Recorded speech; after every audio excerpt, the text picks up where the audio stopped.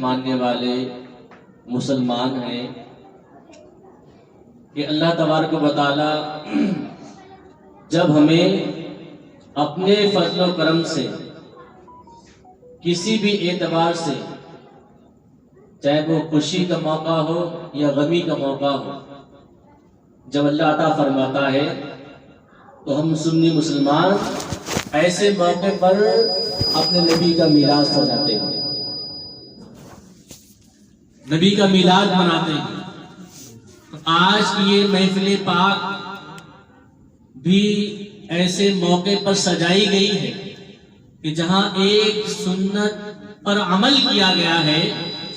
وہی اللہ کے رسول علیہ الصلوۃ والسلام کی اس سنت پر بھی عمل کیا گیا ہے۔ اللہ فرماتے ہیں کہ نثار تیری چہل پہل پر، نثار تیری چہل پہل پر، ہزاروں عیدیں ربیع الاول سوائے ابلیس کے جہاں میں سبھی تو خوشیاں منا رہے ہیں۔ یعنی اللہ کے رسول علیہ الصلوۃ والسلام کا میلاد ایسا میلاد ہے کہ روئے زمین پر، ساتوں آسمانوں پر، ساتوں زمینوں میں، بلکہ پوری کائنات میں ایسی خوشی ہے، ایسا میلاد ہے کہ پوری کائنات نے جسے مل کر سجایا اور منایا ہے۔ تو جب کوئی ایسا موقع اللہ ہمیں عطا فرماتا ہے تو اپنے گھروں پر ہم اللہ کے رسول کی محفل میلاد سجاتے ہیں۔ تو سب سے بڑا فائدہ تو یہ ہوتا ہے کہ جس گھر کے اندر اللہ اس کے رسول علیہ الصلوۃ والسلام کا ذکر پاک ہوتا ہے، اللہ تبارک و تعالی اس گھر کے اندر برکتوں کا نزول کر دیتا ہے۔ حدیث پاک میں سرکار فرماتے ہیں کہ عند ذکر الصالحین تنزل الرحمہ، کہ جہاں اللہ والوں کا ذکر ہوتا ہے وہاں اللہ اپنی رحمت کو نازل فرما دیتا ہے۔ اور یہ مت سمجھیے کہ آپ اس بزم پاک میں آئے ہیں، کہیں آپ کے ذہن کے اندر یہ مسئلہ ہو، آپ یہ سوچ رہے ہو کہ جس نے پیسہ لگایا ہے، جس نے پیسہ خرچ کیا ہے، جس نے میلاد کا انتظام کیا ہے، جس نے یہ احتشام کیا ہے، سارا کا سارا ثواب اسے ملے گا۔ ایسا نہیں ہے، بلکہ سچ یہ ہے کہ جہاں سجانے والے کو، منانے والے کو، منعقد کرنے والے کو اللہ ثواب دیتا ہے، وہی ان میں شریک ہونے والے کو بھی اللہ ثواب عطا فرماتا ہے۔ جب کوئی شاعر آپ کی نگاہوں کے سامنے نبی کی نعت پڑھتا ہے، جب آپ کے سامنے کیا ہے منقبت پڑھتا ہے، حمد والے تعالیٰ پڑھتا ہے، تو آپ فرد محبت میں، جذبہ ایمانی میں جب آپ کے دل کے اندر سرور پیدا ہوتا ہے، جب آپ کو سکون ملتا ہے، آپ کا دل مچل جاتا ہے، کوئی شعر آپ کے ذہن کے دریچے کو میں ٹکراتا ہے، آپ کے ایمان کی حرارت تیز ہو جاتی ہے، آپ اس خوشی میں کیا ہے کبھی زبان سے سبحان اللہ کہتے ہیں، کبھی ماشاء اللہ کہتے ہیں، کبھی الحمدللہ کہتے ہیں۔ تو قسم خدا کی ہماری زبان سے نکلنے والے یہ کلمات ایسے کلمات ہیں، ان کا ثواب، ان کا وزن اتنا زیادہ ہے کہ پوری اس روئے زمین کو، اس آسمان کو، بلکہ پوری کائنات کو ایک ترازو کے پلے میں رکھ دیا جائے اور سبحان اللہ کو ایک پلے میں رکھ دیا جائے تو اللہ کے نام کا وزن اس کائنات سے کہیں زیادہ ہوگا۔ یعنی آپ نے اپنی زبان سے جو کلمہ ادا کیا ہے، چاہے وہ سبحان اللہ کہیں، ماشاء اللہ کہیں، الحمدللہ کہیں، تو اس کا ثواب، اس کا وزن اس کائنات سے بڑھ کر ہے، اس کائنات کا وزن بھی ہلکا ہو جاتا ہے۔ معزز سامعین کرام، تو پتہ چلا کہ جہاں میلاد کے منانے والے، سجانے والے، گھر کو سنوارنے والے خوش نصیب ہیں، وہیں اس مقدس محفل پاک میں شریک ہونے والے مسلمان بھی خوش نصیب ہیں۔ معزز سامعین کرام، آج کیا ہے یہ ماحول بن چکا ہے کہ کہیں کسی گھر کے اندر میلاد ہوتا ہے کہ پڑوسی سمجھتے ہیں کہ اس نے میرے گھر دعوت نہیں دی ہے لہٰذا ہم اس گھر میلاد میں نہیں جائیں گے۔ کچھ لوگ سمجھتے ہیں کہ اس کیا ہے، اس سے میرا کیا ہے بول چال نہیں ہے تو میلاد رسول میں نہیں آتے ہیں۔ کچھ لوگ سمجھتے ہیں کیا اس نے سجائی ہے لہٰذا یہ جائیں، ہم نہیں جائیں گے۔ کچھ لوگ یہ بھی کہتے ہیں کہ ہمارے گھر نہیں آتے ہیں، ہم ان کے گھر نہیں جائیں گے۔ معزز سامعین کے یہ دنیا کی رنجشیں، یہ کیا ہے دنیا کی کیا ہے کلفتیں، یہ بے چینیاں یا یہ جو بھی نا اتفاقی ہے، یہ ہمارے دنیا تک تو رہ سکتی ہے، لیکن جب دین کی بات آئے، جب کیا ہے رسول اللہ کی عزت کی بات آئے، جب اس کے میلاد رسول کی بات آئے، جب ایسی محفلیں پاک آئے تو سارے شکوے کے لیے دور کر کے ایسی محفلوں میں شریک ہونا چاہیے، اس لیے کہ اس بزم پاک میں بیٹھنے والا مسلمان بھی خوش نصیب ہوا۔ شاعر نے کہا ہے کہ جہاں ذکر حبیب ہوتا ہے، جہاں ذکر حبیب ہوتا ہے خود خدا بھی قریب ہوتا ہے، جہاں ذکر حبیب ہوتا ہے خود خدا بھی قریب ہوتا ہے، اور ان کی محفل میں بیٹھنے والا آدمی خوش نصیب ہوتا ہے۔ کبھی ایسا بھی ہوتا ہے کہ کوئی شاعر یا کوئی مقرری یا کوئی عالم دین آپ کے سامنے کبھی آپ کو کوئی حدیث سنائے، قرآن پاک کی آیت کا ترجمہ سنائے، یا کوئی اللہ والوں کا واقعہ سنائے، یا کسی صحابی رسول کا جذبہ اظہار و قربانی سنائے، اور وہ ایک بات کسی مسلمان کے دل کے اندر اتر گئی تو سمجھ لیجئے کہ زندگی بھر کے گناہ ایک طرف اور اس کی وہ ایک توبہ ایک توبہ اس کے زندگی بھر کے گناہوں کا کفارہ بن جاتی ہے۔ معزز سامعین کرام، آپ نے دیکھا ہوگا کہ زمانے کے اندر کتنے بڑے شرابی ہوئے، جواری ہوئے، زناکار ہوئے، بدکار ہوئے، سودخور ہوئے، بڑے بڑے گناہ کرنے والے، جب کسی عالم دین کا بیان ان کے ذہن و دماغ سے ٹکرایا، ان کے دل کو پلٹا اور ان کے ذہن کو جھنجھوڑا، اس ایک بیان نے ان کے دل کے اندر ایسا انقلاب پیدا کیا، ایسا انقلاب پیدا کیا کہ جنہیں لوگ آج تک گناہگار کہہ رہے تھے، کل دنیا، پوری دنیا اس کی پیٹھ کے پیچھے تعریف کہتی ہے، اور اس کے کیا ہے، اس کے نام سے خوش ہوتی ہے، اس کے تذکرے ہوتے ہیں، اس کی بھلائی کے چرچے ہوتے ہیں کہ مسلمان ہو تو ایسا ہو، انسان ہو تو ایسا ہو، نوجوان ہو تو ایسا ہو، یہ جوان ہو تو ایسا ہو۔ اس کی توبہ اللہ کی بارگاہ میں ایسی قبول ہوتی ہے کہ سارے زمانے میں اللہ اسے نیک نام سے مشہور کر دیتا ہے۔ معزز سامعین کرام، تو یہ بزم میلاد پاک ہے۔ آج آپ دیکھو کہ ہمارے ایمان کے پر کس طریقے سے ہمارے ایمان کی کیا کسوٹی چل رہی ہے، ہمارے ایمان کا امتحان چل رہا ہے۔ آپ کو ڈگر ڈگر نگر نگر ہر قدم پہ اپنے ایمان کی حفاظت کی ضرورت ہے۔ معزز سامعین کرام، ایسے فتنوں کا ماحول ہے، یہ پرفتن دور ہے، ہر طریقے سے ظالم اور یہ کہے کفار و مشرکین، یہ بے دین لامذہب آپ پر کیا ہے حملہ کرنے والے ہیں، آپ پر دین پر حملہ کر رہے ہیں، آپ کے کیا ہے آپ کے ایمان پر حملہ کر رہے ہیں، آپ کی شریعت پر حملہ کر رہے ہیں۔ یہ دیکھنا چاہتے ہیں ایک سامنے والے مسلمان کا ایمان کتنا مضبوط ہے، یہ اپنے ایمان کی حرارت کتنا دکھا سکتا ہے، کہ ایمان کا پاور اس کے سامنے کتنا ہے۔ معزز سامعین کرام، ایسے ماحول میں اگر ہم نے اپنے ایمان کے اس کیا ہے خونی رشتے کو اگر قائم نہیں رکھا تو ہم بہت کمزور ہوتے چلے جائیں گے، ہمارا کیا ہے رشتہ ایک دوسرے سے کمزور ہوتا چلا جائے گا۔ جو ہم کمزور ہوں گے تو ہمارا ایمان بھی کمزور ہوگا، اور جب ایمان کمزور ہوگا تو سمجھ لو مسلمانوں اسلام کمزور ہوگا۔ جب اسلام کمزور ہو گیا تو پھر مسلمان کو جینے کا دنیا میں کوئی ادھیکار نہیں رہے۔ یہ سمجھیے کہ اسلام کی مضبوطی، اسلام کوئی ایسا نہیں کہ کوئی کسی کا ہے پہاڑ کا نام ہے نہیں، یا کسی کیا ہے کسی کتاب کا نام ہے۔ اسلام اگرچہ اللہ نے نازل فرمایا ہے، لیکن ایمان اسلام کی مضبوطی مسلمانوں سے ہے کہ نہیں؟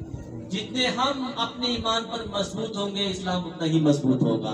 اسلام کیا ہے ہمارے کردار سے پلتا ہے، اسلام ہمارے اخلاق سے پلتا ہے، اسلام ہماری روشنی سے پلتا ہے، اسلام کیا ہے ہمارے ایمان سے پلتا ہے۔ جتنا ہم اپنے آپ میں مضبوط ہوں گے اسلام بھی اتنا مضبوط ہوتا چلا جائے گا۔ زمانے والے یہ سوچ رہے ہیں، یہ کفار و مشکل یہ سوچ رہے ہیں کہ اسلام ختم ہو جائے گا، مسلمان ختم ہو جائے گا۔ ارے نادانو، اسلام تو اس وقت بھی نہیں ختم ہوا تھا جب گنتی کے 4 لوگ اسلام کے اندر داخل ہوئے تھے۔ لوگوں نے یہ سمجھا کہ گنتی کے 4 لوگ ہیں، انہیں دبایا جا سکتا ہے، انہیں مارا جا سکتا ہے، انہیں فنا کیا جا سکتا ہے، زمانے سے ان کا نام و نشان مٹایا جا سکتا ہے۔ لیکن قسم خدا کی جو 4 تھے وہ چند دنوں میں کیا ہے 40 ہو گئے، اور 40 سے کیا ہے 1000 ہو گئے، 1000 سے لاکھ ہو گئے، لاکھوں سے کروڑوں ہو گئے، اور آج پوری دنیا کے اندر ارب کی تعداد مسلمان جتنا زمانے نے اسے جھکانا چاہا، جتنا زمانے نے اسے کمزور کرنا چاہا، جتنا زمانے نے اسے دبانا چاہا، اسلام کی فطرت میں قدرت نے لچک دی ہے، جتنا ہی دباؤ گے اتنا ہی ابھرے گا، جتنا ہی دباؤ گے اتنا ہی یہ ابھرے گا۔ معزز سامعین کرام، تو دنیا یہ سمجھ رہی تھی کہ اسلام کو مٹانا بہت آسان ہے، اسلام کو ختم کرنا بہت آسان ہے، لیکن اللہ نے کیا ہے، جس اسلام کو قیامت تک کے لیے باقی رکھنا تھا، جس کے بارے میں شاعر نے کہا ہے کہ فانوس بن کے جس کی حفاظت ہوا کرے، فانوس بن کے جس کی حفاظت ہوا کرے، وہ شمع کیا بجھے جسے روشن خدا کرے، وہ شمع کیا بجھے جسے روشن خدا کرے۔ معزز سامعین کرام، تو زمانہ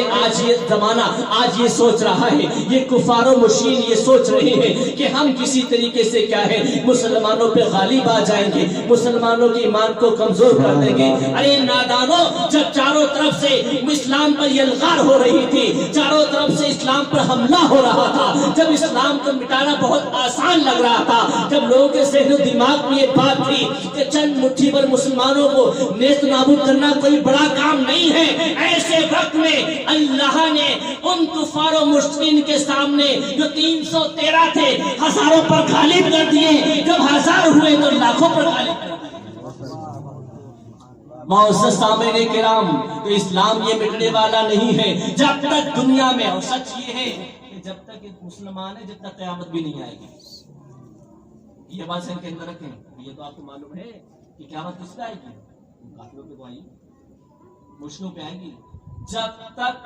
سمجھیے، حدیث میں آتا ہے کہ جب تک ایک مسلمان بھی دنیا کے اندر اللہ کا نام لینے والا ہوگا تو قیامت نہیں آئے گی۔ دھیرے دھیرے رفتہ رفتہ جب کیا ہے مسلمان ختم ہوتے چلے جائیں گے، پوری دنیا کے اندر کفر شرک رہ جائے گا، کافر رہ جائیں گے، تب اللہ جو آخری اس کا وعدہ ہے قیامت کی شکل میں کیا ہے، وہ اتنا ہوشبہ اور خوفناک منظر ہوگا جس کو کیا ہے کوئی دنیا کا مفتی، کوئی عالم بیان نہیں کر سکتا ہے، ان کو کیا ہے الفاظ کی شکل میں نہیں ڈھالا جا سکتا ہے، وہ منظر کیا ہوگا۔ معزز سامعین کرام، تو اللہ کا فضل و احسان ہے کہ اس نے ہمیں مسلمان بنایا ہے اور ہم اپنے ایمان پر مضبوطی سے قائم ہیں، اور ہمارا یہ ایمان، ہمارا یہ وعدہ ہے اللہ جب تو نے ہمیں مسلمان بنایا، ہماری رگوں میں جب تک ایک خون کا قطرہ باقی رہے تجھ پر تیرے محبوب پر قربان رہے۔ معزز سامعین کرام، تو یہ ہے کہ کیا ہے اللہ رب العزت نے ہم سب کو مسلمان بنایا ہے، تو آج ہم نے ہے نہیں صاحب خانہ نے کیا ہے اپنی بیٹی کی شادی کی خوشی پہ کیا ہے اللہ اس کے رسول کے نام سے اس محفل میلاد کو سجایا ہے۔ معزز سامعین کرام، آج کیا ہے، آج آپ دیکھ رہے ہیں کہ کس طریقے سے آج سب سے زیادہ جو کیا ہے فوکس ہے غیر مسلموں کا تمہاری بہن بیٹیوں پر ہے سب سے زیادہ۔ تو ہم سب جانتے ہیں، کوئی آپ موبائل چلا رہے ہیں، اخبار پڑھ رہے ہیں، سب سے زیادہ فوکس جو ہے ہماری بہن بیٹیوں پر کس طریقے سے گائے میں بہتا کر اور انہیں نرغے میں لایا جائے اور ان کی عزت سے کھلواڑ کر کے پھر انہیں چھوڑ دیا جائے، یا تو ختم کر دیا جائے یا چھوڑ دیا جائے۔ تو عزت لوٹنے کے بعد میں یا عزت بلند ہونے کے بعد میں اس چیز کی کوئی قدر نہیں رہ جاتی ہے۔ اللہ نہ کرے کبھی کسی مسلمان کے ساتھ ایسا ہو، لیکن آج حالات ایسے چل رہے ہیں۔ آج ویڈیو آپ دیکھو کس طریقے سے چل رہی ہے، نئے نئے طریقے ایسی ویڈیو آپ دیکھنے مل رہی ہیں کہ خود یہ سب سے بڑی کمزوری آپ سمجھیے کہ ہمارے خود گھر کا ماحول ہے۔ ابھی میں رمضان کے مہینے میں سفر کر رہا تھا تو بس کے اندر تو میرے ہی پاس میں 2 نوجوان لڑکیاں برقع پہنے اور کیا ہے ماسک لگائے ہوئے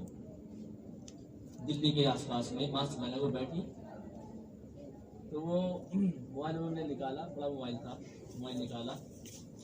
نکالنے کے بعد میں تو عاطف احمد کی خبریں دیکھنے لگیں، تو میرے دل کے بڑی خوشی ہوئی، چلو مطلب خواتین کے اندر بھی ایک غم ہے نہیں، تو مجھے بڑا خوشی ہوئی ہے، وہ خبریں دیکھ رہی تھی۔ کچھ ہی دیر کے بعد میں آپ سمجھ لو کہ میں بھی ٹینشن پڑ گیا، کچھ ہی دیر کے بعد انہوں نے گانا بجانا شروع کر دیا،